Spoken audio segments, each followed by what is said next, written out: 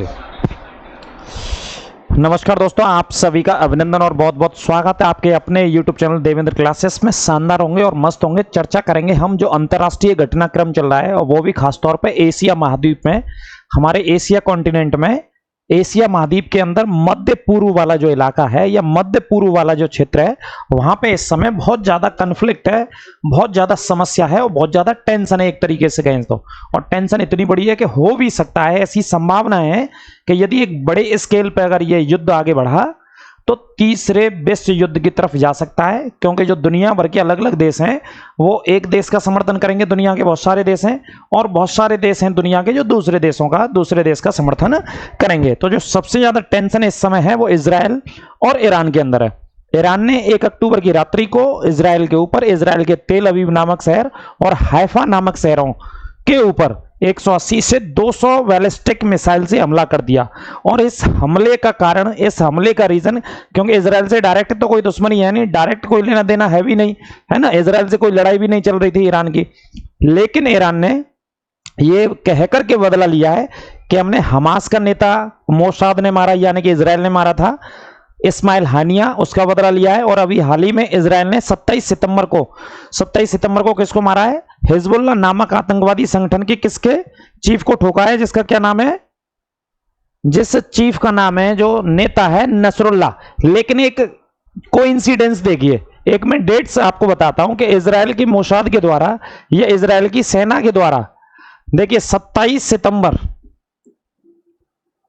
2024 को किसको मार गिराया? नसरुल्लाह को। नसरुल्लाह कौन है? हिजबुल्लाह जो आतंकवादी संगठन है, हिजबुल्लाह का चीफ है। हिजबुल्लाह का कौन है? चीफ है, ठीक है, जिसको मार गिराया। कब गिराया? मार गिराया 27 सितंबर को। और कहां पे? लेबनान की राजधानी। लेबनान की राजधानी क्या बेटा? बैरूत के अंदर। लेबनान की राजधानी बैरूत के अंदर तकरीबन 80 टन बम गिराए।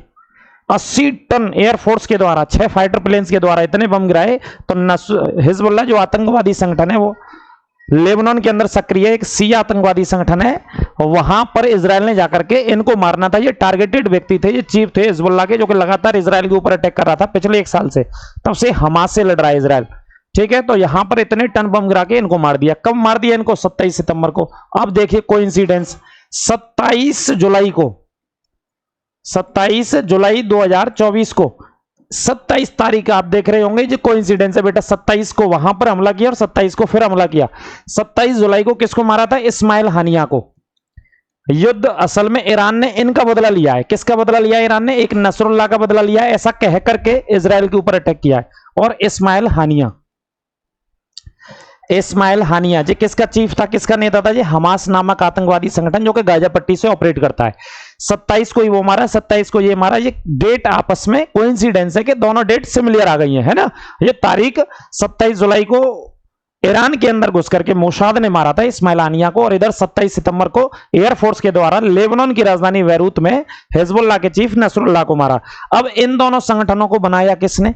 इन दोनों संगठनों को बनाने वाला ईरान की रेवोल्यूशनरी गार्ड फोर्स है, उस फोर्स के द्वारा इन संगठनों को बनाया गया। इसलिए बनाया गया क्योंकि ईरान की क्रांति को आगे रखना है, इस्लामिक क्रांति को आगे रखना है, और ईरान को अपने मध्य पूर्व में ताकतवर एक हासिल करनी है, ताकत हासिल करनी है, पावर हासिल करनी है ईरान को, ठीक है, इस मध्य पूर्व वाले यानी कि मिडिल ईस्ट वाले इलाके में, ठीक है। इस वजह से ईरान ने इस साइड हीरोज को जन्म दिया। ये साइड हीरो कहे जाते हैं ना, देश सामने नहीं आता, इन साइड हीरो के माध्यम से हमला कराता है और इजराइल के ऊपर सबसे ज्यादा हमले कराने हैं। ये इसका उद्देश्य था। किसका? ईरान का। तो ईरान से डायरेक्ट लड़ाई नहीं थी। तो अब देखिए मानचित्र के माध्यम से मैं आपको बता देता हूं, थोड़ा सा मानचित्र के माध्यम से यह बता देता हूं। तो देखिए ये ईरान है आपके सामने, ये ईरान का मानचित्र देख लीजिए जो काम आने वाला है आपको। ईरान की राजधानी क्या है? तेहरान, ठीक है। ईरान के ये देखिए पश्चिम साइड में ऊपर टर्की है, इधर पश्चिम में ही कौन सा है? इराक है, नीचे दक्षिण में, दक्षिण पश्चिम की दिशा में सऊदी अरेबिया है और यूएई है नीचे। इसके पूर्व में जाएंगे तो पाकिस्तान है, दूसरा देश अफगानिस्तान है, और इसके जस्ट ऊपर कौन सा है? तुर्कमेनिस्तान। ये कितने देश हैं? लगभग 6-7 देश हैं जो ईरान से सीमा बनाते हैं। ये प्रश्न पूछे जा सकने की संभावना आगे रहेंगी, जिस लेवल को लेकर के हम पढ़ाई भी कर रहे हैं। तो इस हिसाब से भी आप देख लीजिए ईरान के पड़ोसी देश कौन कौन से हैं, ठीक है। लगभग 9 करोड़ के आसपास ईरान की जनसंख्या रहती है। लेकिन इस स्तर पे अगर बात करें तो ये मिडिल ईस्ट का हिस्सा है, एशिया का। यहां पर ये आपका ईरान है, ईरान के बाद इराक है, फिर लेबनान है, सीरिया है, ठीक है, और यहां पर टर्की है। टर्की के बाद यहां पर जॉर्डन है और यहीं पर है इजराइल। ये आपको दिख रहा होगा, भूमध्य सागर से लगा हुआ हिस्सा है इजराइल का। और इजराइल के पास में पैलेस्टीन, यानी कि जहां इजराइल है वहीं पे कौन सा है, पैलेस्टीन है, यानी कि फिलिस्तीन देश से स्थित है, ठीक है। तो इस ईरान की स्थिति को देख लीजिए और ये इजराइल की स्थिति है जहां पे। तो आपको बताइए कि ईरान ने हमला किया जहां पर, अपनी मिसाइलों से हमला किया था, जहां पर 2000 किलोमीटर तक मिसाइलों से हमला किया। कितने किलोमीटर तक, 2000 किलोमीटर लंबी दूरी की मिसाइलों से, बैलिस्टिक मिसाइलों से हमला किया, ठीक है। अब इस हमले के जवाब के लिए इजराइल के द्वारा कहा गया है कि इस तरीके का जवाब इजराइल देने जा रहा है कि दुनिया ने क्या, ईरान ने भी कल्पना नहीं की होगी। इस तरीके का ताकतवर जवाब इजराइल की एयरफोर्स के द्वारा, उसकी आर्मी के द्वारा, उसकी नेवी के द्वारा, तीनों सेनाओं के द्वारा बहुत ही ताकतवर जवाब ईरान को देने जा रहा है। विश्व की जो शक्तियां हैं वो इसको रुकवाने में रुकी हुई हैं, रुकवाने में लगी हुई हैं। G7 एक समूह है जिसमें कनाडा है, फ्रांस है, इटली है, जर्मनी, ये सारे देश हैं। G7 का एक सम्मेलन है जिसमें 7 देश, अमेरिका भी शामिल है। तो एक आपात मीटिंग G7 कि इटली की प्रधानमंत्री जॉर्जिया मेलोनी ने कल रात को बुलाई थी, यानी कि कल बुलाई थी, और इसी चीज को लेकर के बुलाई थी कि ये युद्ध यदि फुल स्केल पे चला गया तो क्या स्थिति होगी पास के आसपास के देशों में। और जहां ये युद्ध छिड़ा हुआ बेटा, मिडिल ईस्ट में जो आप देख रहे हो, यहां पर युद्ध छिड़ा हुआ, ये भूमध्य सागर है, ये लाल सागर है, ये लाल सागर है, ये रेड सी वाला हिस्सा है, और यहाँ पे सुएज कैनल है, और ऊपर है भूमध्य सागर। यहाँ दुनिया का सबसे ज्यादा व्यापार भी होता है, विश्व का सबसे ज्यादा यहां से व्यापार भी होता है। और जो कच्चा तेल होता है एक देश से दूसरे देश में सप्लाई होती है, इन्हीं देशों से होती है। तो हो सकता है कि विश्व में इस तरीके का युद्ध आगे गया तो अंतरराष्ट्रीय स्तर पर जो पेट्रोल डीजल के पैसे हैं वो बढ़ जाएंगे, बहुत कहीं हद तक बढ़ जाएंगे पेट्रोल डीजल के पैसे, ठीक है। इस तरीके से स्थिति गई तो, और फुल स्केल वॉर हो गया। अभी ईरान ने हमला कर दिया इजराइल के ऊपर। इजराइल अभी 2 दिन से 3 दिन से इजराइल ने कह दिया है, आपको पता ही है। अभी संयुक्त राष्ट्र संघ के अंदर इजराइल के दूतावास ने, अभी आज ही की रिपोर्ट है, उन्होंने कहा है कि इस तरीके का जवाब इजराइल के द्वारा दिया जाएगा जो ईरान ने किया, दुनिया ने कभी कल्पना नहीं की होगी। तो आप समझ सकते हैं कि किस लेवल पे जाने वाला है ये वाला हिस्सा, युद्ध को लेकर के कहां पर पहुंचने वाला है ये वाला हिस्सा, ठीक है। अब इजराइल कहां पर अटैक कर सकता है, इजराइल के अटैक की बात करें तो देखिए, इजराइल ने अभी हाल ही में सीरिया पर अटैक कर दिया है। सीरिया के ऊपर इजराइल ने अटैक कर दिया है। किसने अटैक कर दिया है, इजराइल ने सीरिया के ऊपर अटैक कर दिया है। सीरिया में रूसी बेस पर अटैक कर दिया अभी हाल ही में। रूस का एक बेस है, यहां पे रूस का मिलिट्री बेस है, रूस के मिलिट्री बेस पर भी इजराइल ने अटैक कर दिया है। जबकि आप जानते हैं कि जो रूस है भाई साहब, वो विश्व का ताकतवर देश है कि नहीं है, बताइए, ताकतवर देश है, विश्व का ताकतवर देश है रूस। जब इजराइल रूस के बेस पर हमला करने से नहीं चूक रहा है तो आप कैसे कह सकते हो कि ईरान पर वो ताकतवर जवाब नहीं देगा। बहुत घातक और बहुत ताकतवर पलटवार इजराइल ईरान के ऊपर करने जा रहा है, कुछ ही स्थिति में, कभी भी, आज कल परसों में, लेकिन विश्व भर के लोग उसे रोकने के लिए प्रयास कर रहे हैं, जिसमें अमेरिका भी शामिल है। अमेरिका ने कहा है कि कहीं बहुत बड़ा हमला नहीं हो जाए, उसका पलटवार भी ईरान फिर कर सकता है, और यह युद्ध विश्व युद्ध में, यानी कि तीसरे विश्व युद्ध में भी जा सकता है। बहुत सारी समस्याएं खड़ी हो जाएंगी विश्व भर के लिए। तो सीरिया के अंदर रूसी बेस पर अभी हाल ही में हमला कर दिया है इजराइल के द्वारा। वो क्यों हमला किया है कि यहां से हिजबुल्लाह नामक आतंकवादी संगठन के लिए, किसके लिए हमला क्यों किया है ये बता देता हूं। हिजबुल्लाह जो आतंकवादी संगठन है, इसके लिए हथियारों की यहां से सप्लाई हो रही थी। किसकी सप्लाई हो रही थी, हथियारों की। तो इजराइल ने उन हथियारों को नष्ट कर दिया है, लेकिन बेस किसका था, सीरिया नामक देश में रूसी बेस था, रूस का बेस था ये। तो यहां पर अभी हाल ही में हमला कर दिया है, ठीक है। जहां जहां आतंकवादियों के लिए सप्लाई होने वाले हथियार से, चाहे कहीं भी हो, वहां पर इजराइल हमला कर रहा है। आप जानते हैं, और पिछले 1 साल से जो लड़ाई चल रही है वो गाजा से चल रही है। गाजा पट्टी है जहां पे, ये इजराइल के पश्चिम में स्थित है, जो कि भूमध्य सागर से सीमा लगती है इसकी, गाजा पट्टी। और वेस्ट बैंक ये पूरब में स्थित है। वेस्ट बैंक कहां है, पूरब में स्थित है। यहां भी पैलेस्टीन के लोग, यानी कि फिलिस्तीन के लोग रहते हैं, और यहां पर जॉर्डन की सीमा लगी हुई है। जॉर्डन ने अभी हाल ही में अपना क्या बंद कर दिया है, एयर स्पेस बंद कर दिया है। एयर स्पेस का मतलब है जो अंतरराष्ट्रीय उड़ानें हैं उनको बंद कर दिया है। इस स्थिति को देखते हुए जॉर्डन ने अपना एयर स्पेस बंद कर दिया है कि मान के चलो अभी कोई फ्लाइट आ रही है यात्रियों की या जा रही है, पता चला कि वॉर चल रहा है या मिसाइलें जा रही हैं, तो वो लोग भी मारे जा सकते हैं। इस स्थिति को देखते हुए जॉर्डन की राजधानी अम्मान है, वहां पे अब्दुल्ला नामक एक किंग है, वहां के राजा हैं, तो उन्होंने एयर स्पेस अपना बंद कर दिया। सीरिया ने बंद कर दिया है, सारे देशों ने आसपास एयर स्पेस बंद कर दिया है। तो इजराइल बेहद ही खतरनाक मूड में है। अमेरिका बहुत कोशिश कर रहा है उसको समझाने की कि भाई इस तरीके का बड़ा हमला नहीं करना है आपको, लेकिन इजराइल कभी भी बहुत बड़ा हमला ईरान के ऊपर कर सकता है, और ईरान के ऊपर जो हमला कर सकता है वो आप तैयारी देख सकते हैं। ये इमेजेस, जो फाइटर प्लेन्स की इमेजेस हैं, इजराइल के द्वारा ही जारी की गई हैं। अभी हाल ही में इजराइल के द्वारा ये फाइटर प्लेन्स की इमेजेस जारी की गई हैं, उनके एयरफोर्स के अलग अलग स्टेशन से जारी की गई हैं। तो इजराइल जो भी हमला करने जा रहा है ईरान के ऊपर, वो हो सकता है, ये संभावना है कि किन का इस्तेमाल होगा, इनमें फाइटर प्लेन्स का इस्तेमाल होगा। इसमें फाइटर प्लेन्स जो आप देख रहे हैं, जो इजराइल के द्वारा जारी की गई इमेजेस हैं, जो अभी उनके ट्विटर हैंडल से, और जो आर्मी है, आर्मी अभी हाल ही में लगभग 18 से 20 साल के बाद, 18 से 20 साल के बाद इजराइल की जो आईडीएफ है, इजरायली डिफेंस फोर्सेस है, वो लेबनान के अंदर घुस गई है, लेबनान के दक्षिणी हिस्से में घुस गई है, और लगभग 8 से 10 किलोमीटर अंदर तक चली गई है। लगभग 8 से 10 किलोमीटर अंदर तक ग्राउंड फोर्सेस चली गई है। और कहां पे अंदर चली गई है बेटा? लेबनान के अंदर, लेबनान के अंदर चली गई है। और लेबनान में कौन है? हिजबुल्लाह नामक आतंकवादी संगठन है। उसके लिए लोगों को मारने नहीं गए, वो लेबनान के लोगों से लेना देना नहीं है, लेकिन जो आतंकवादी संगठन है उसको खात्मा करने के लिए, उसको खत्म करने के लिए इजरायली फोर्सेस लेबनान के अंदर प्रवेश कर चुकी है, लगभग 18 से 20 साल बाद। तो एक हिस्सा, तो एक इजराइल यहां पर लड़ रहा है, एक फ्रंट यहां पर है इजराइल का, दूसरा फ्रंट कहां पर इजराइल का? गाजा पट्टी में है, जो हमास है उससे लगातार लड़ाई चल रही है। तीसरा फ्रंट ईरान ने खोल दिया है। तो एक देश जो 85 लाख से 1 करोड़ की जनसंख्या का देश है, मध्य पूर्व में देश है, उसके चारों तरफ मुस्लिम कंट्रीज हैं, वो देश लगातार कई फ्रंट्स पर लड़ रहा है, 3 से 4 फ्रंट पर लगातार इस समय युद्ध में है। और उसके साथ जो खड़ा हुआ है वो दुनिया का सबसे ताकतवर मुल्क है, वो है आपका अमेरिका।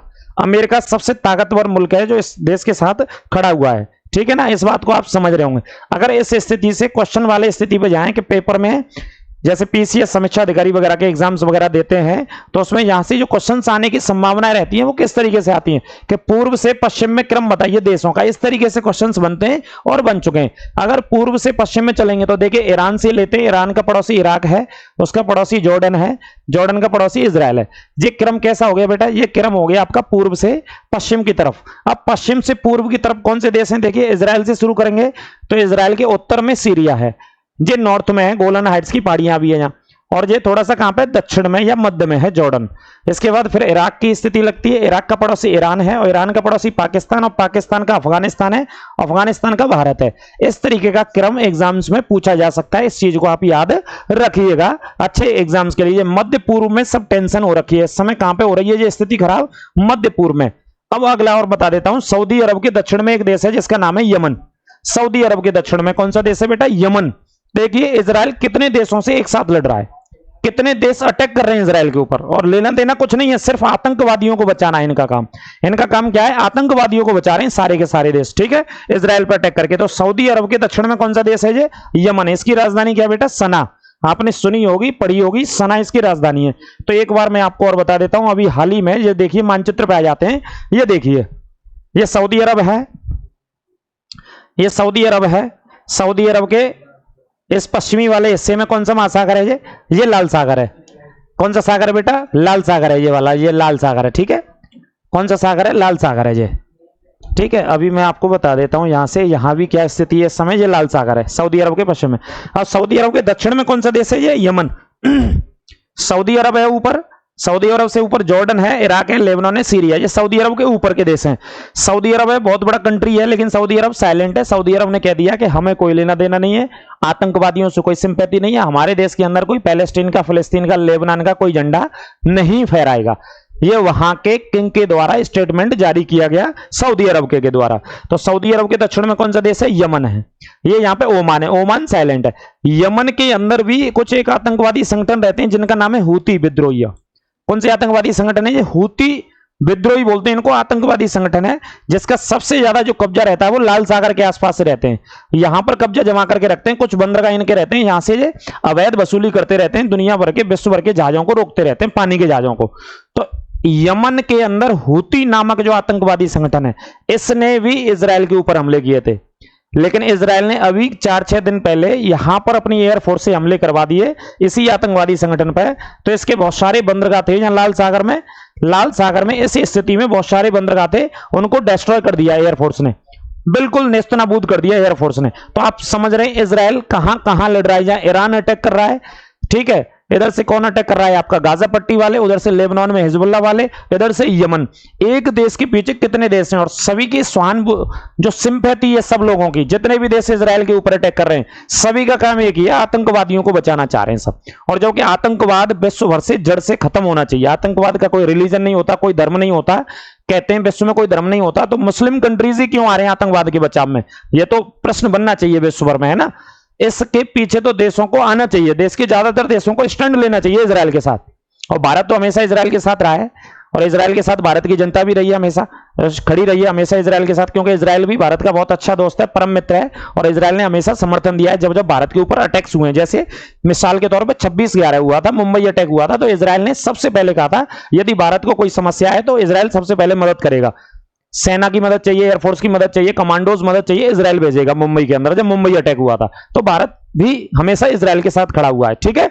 तो इस तरीके की कंडीशंस बनी हुई है। अब अमेरिका और दुनिया के बहुत सारे देश रोकने की कोशिश कर रहे हैं। कैसे रोकने की कोशिश कर रहे हैं? इजराइल को रोकने की कोशिश कर रहे हैं, लेकिन इन्होंने कह दिया कि हम ऐसा जवाब देंगे कि किसी ने कल्पना भी नहीं की होगी। संयुक्त राष्ट्र संघ में इजराइल के राजदूत ने ये स्टेटमेंट आज ही दिया है। आज का मतलब 3 अक्टूबर को जो स्टेटमेंट दिया है। और इस तरीके की इमेजेस वायरल हो रखी हैं। जो इजरायली आईडीएफ है, इजरायली डिफेंस फोर्सेस, और इजरायली एयरफोर्स के ट्विटर हैंडल से ये पिक्चरें डाली गई हैं कि बहुत ताकतवर जवाब देने हम जा रहे हैं। तो इस तरीके की स्थिति है, और ये स्थिति जब ज्यादा बड़े स्केल पर जाएगी तो बिगड़ भी सकती है, ठीक है। और दूसरा देश, एक देश और मैं बताना भूल गया आपको, एक और देश देखिए कौन सा देश इसमें कूदने की कह रहा है और कौन से देश ने कह दिया है। एक देश और देखिए, एक देश यहां पे कौन सा है जो आतंकवादियों के समर्थन में खड़ा है? ये टर्की, और इसने भी स्टेटमेंट दे दिया। टर्की ने कह दिया है कि भैया 2 घंटे दूरी पर खड़े हुए हैं हम। अगर इजराइल ज्यादा हमले करेगा तो ईरान के ऊपर अगर इजराइल ने ज्यादा हमले किए, कहां के ऊपर? ईरान के ऊपर, तो टर्की ने भी यहां धमकी दे दी है। टर्की भी 2 घंटे की दूरी पर है, ऐसा टर्की के जो राष्ट्रपति एर्दोगन, उन्होंने ये चेतावनी दी है। तो कुल मिला के आप कह सकते हो 6, 7, 8 जितने भी कंट्रीज हैं वो सभी इजराइल के पीछे इस समय पड़े हुए हैं। लेकिन इजराइल फिर भी रुकने वाला नहीं है, थमने वाला नहीं है। इजराइल के रक्षा मंत्री हैं, प्रधानमंत्री ने कह दिया है कि ज्यादा से ज्यादा इजराइल खत्म हो जाएगा, लेकिन आसपास के सारे देशों को नेस्तनाबूद कर दिया जाएगा, नक्शा बदल दिया जाएगा विश्व भर के, पृथ्वी से, एशिया महाद्वीप से बिल्कुल भूगोल हटा दिया जाएगा। इस तरीके की बात उन्होंने कही है, क्योंकि उनके लोगों के ऊपर, उनके बच्चों के ऊपर, उनकी महिलाओं के ऊपर इस तरीके से अटैक किया जा रहा है, वो भी आतंकवादियों को बचाने के लिए। तो इजराइल का लाजमी है बहुत ताकतवर जवाब देना, और देना भी इजराइल को चाहिए। और देखिए इस तरीके का जब जवाब होगा, ताकतवर जवाब होगा, तो बहुत सारी स्थितियां बिगड़ जाएंगी, है ना। जिसमें अमेरिका इजराइल के साथ खड़ा हुआ है, और विश्व भर के बहुत सारे कंट्री मैंने गिना दिए जो ईरान के साथ हैं, लेकिन पश्चिमी देश जैसे फ्रांस है, ब्रिटेन है, इटली है, ये सभी इजराइल के साथ स्टैंड करते हैं। तत्काल मदद देंगे जो इजराइल को, अगर युद्ध छिड़ गया तो वैसे युद्ध लेवल पर। तो इस तरह की अपडेट्स के लिए आप हमारे साथ जुड़े रहिए। आपको एक एक अपडेट इससे संबंधित, अंतर्राष्ट्रीय खबरों से संबंधित बताते रहेंगे। कमेंट बॉक्स में बताइए आपको ये वीडियो कैसी लगी, और आगे शेयर करिए अपने मित्रों और दोस्तों के साथ। सभी को नमस्कार, राधे राधे, जय हिंद।